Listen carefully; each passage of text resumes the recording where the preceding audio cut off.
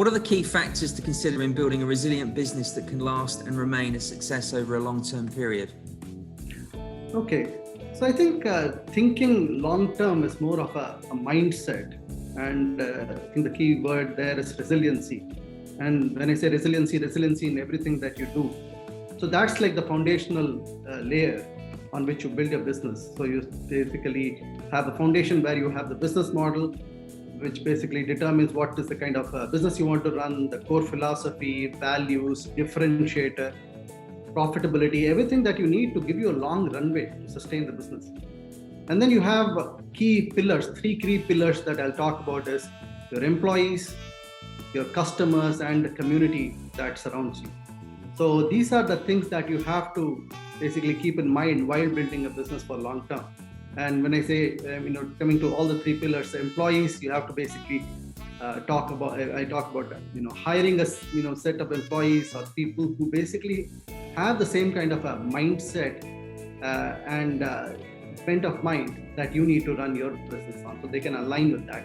Similarly, on customers, be able to build trust that can sustain your business, and community, basically engage with the community. It's a give and take that can support your business for long term. Excellent. Many businesses enter the market with an exit strategy in mind for a goal. So how does this inhibit the way in which a business can operate, and what impact does that have on its customers? I think the approach that you take, if you're building a business for the long term, and that affects this basically affects the choices you make, and these choices affect your customers. So to give you an example, you would take decisions such as whether you want to build something or you want to acquire something. So meaning if you're in the technology business, you have these decisions that to make, and there is a cost to it, right?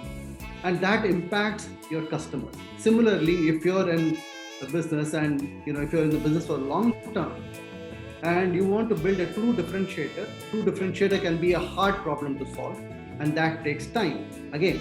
So these are the kind of decisions that affect your customers. So if you have the time and the intention to build a business long term, you can offer better products, services. It all comes down to prioritizing what's important for you.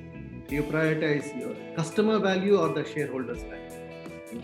And customers also want to partner with businesses that stick around and don't basically exit the business too quickly, because they're investing their time and effort and resources in that. You've been with Zoho since day one, and this year the company celebrates its 25th anniversary. I understand there's no exit strategy planned, and you intend to remain private and without any investment. What are the benefits of this when planning for the long term?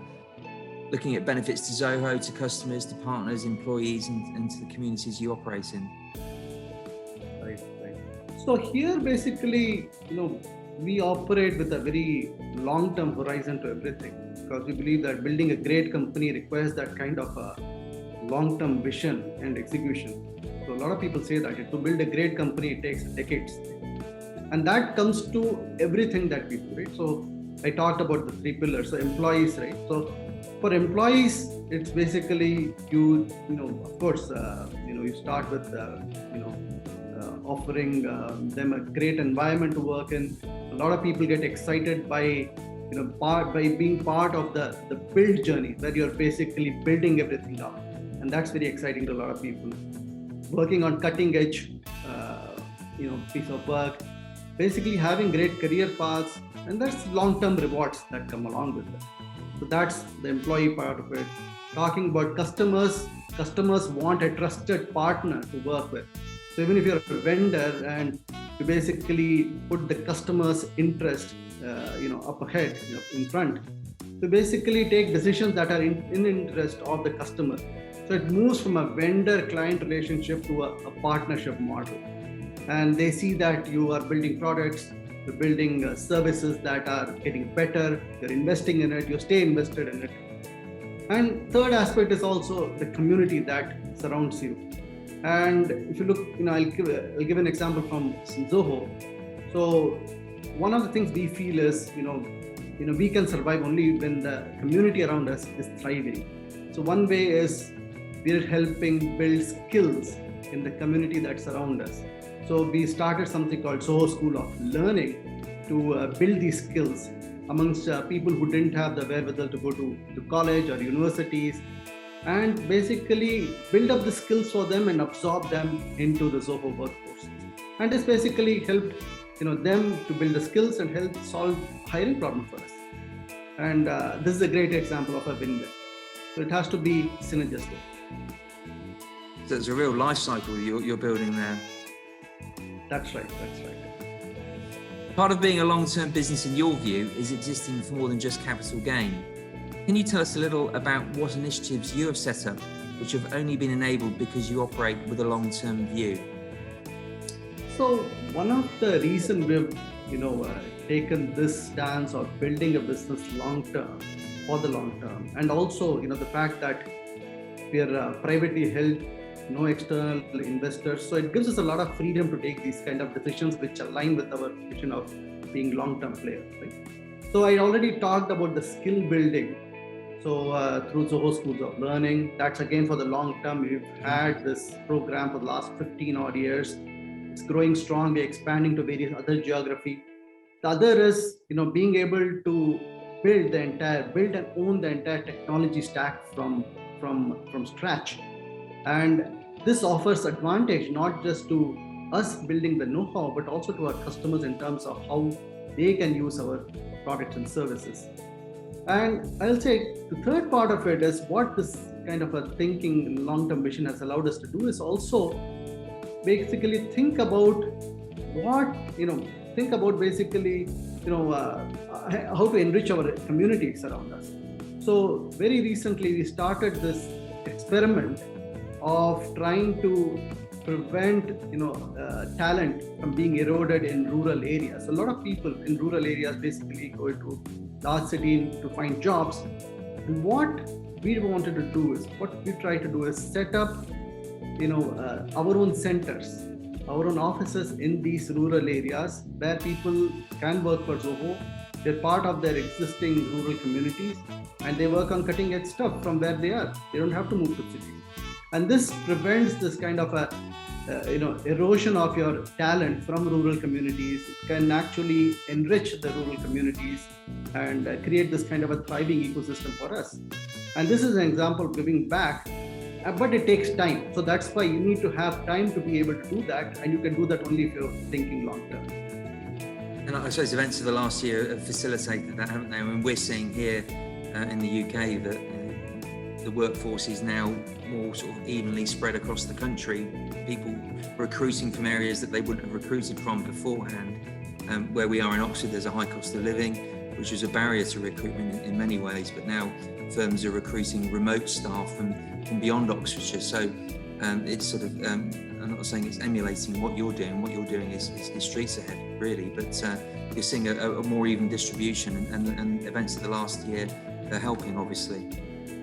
Absolutely. I mean, we've always believed that the talent is available everywhere. You just have to find it and groom and nurture. So that's really, there's no rocket science to this. And you have to be able to take these bold decisions. And these decisions can be supported only if you have the right thinking and business model to support. Yeah, I mean, I suppose that many of your board thought it was ambitious and risky, but obviously the facts have proved that it was a wise decision. And the pandemic has taught us that you can really work from anywhere as long as you have the environment. Of course. Can you give us an example of any challenges which you've had to overcome as a result of having a long-term view? How did you overcome them? Sure. Well, see, one thing you have to realize that if you're building a business for the long term, you're running a marathon and not a sprint. And it's not just you have to believe, your entire team, your entire company have to believe. And the entire ecosystem, meaning it's not just the company, it's the employees, it's the team, it's also your partners. And that means that sometimes you may have short-term losses, which means you may have some setbacks because that's not possible, you're not ready for it. But then keep reminding yourself that you're running a marathon and you will get there organically. And that's how we've done it at Zoho. So the tough part here is to keep that vision alive with everyone in the team, both internally and external teams. and be able to communicate that continuously to make sure that everybody's aligned, everybody understands where we are headed to, where you're headed to, and towards that long-term vision and long-term goal. So that's the key, keeping everyone motivated and informed and aligned towards that long-term vision. That's not easy, but that's a crucial part for the management. I don't think you've mentioned numbers yet, Sridhar, but please give us sort of some idea of, you're talking about challenges that you have, but the scale of the business, and the numbers are mind-boggling in terms of numbers of employees that you have. So we've got around 10,000 employees worldwide across 14 offices across the world. We've got 60 million users on our cloud platform. We've got multiple lines of businesses. So it can be very complex. So again, we're very distributed, and in terms of where we are, where our customers are, and communication again has to be continuous, as I said. And this happens through our own digital platform. So, but that gives you an idea of the diversity and the spread that we have. I'm sure that number was 7,000 when we last spoke. Was that right? Or you haven't increased that number of staff in that period of time, have you? Or are my numbers incorrect? I think it was closer to 8,000, a little 8, bit more than 8,500 or so. But then we're also expanding geographically in other regions. So, in the last 3 years, we've expanded in other international locations. When I say international locations, I'm talking about we've set up offices in Europe, in multiple places in Europe, in the Netherlands, coming to UK, in France, Germany, Spain. Same thing with in Latin America. We've got an office in Mexico, in the Middle East.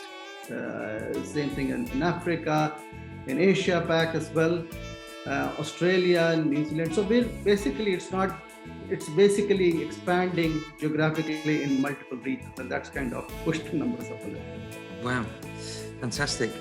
So what top 3 tips would you give to anyone starting out a business today if they want to plan for the long term?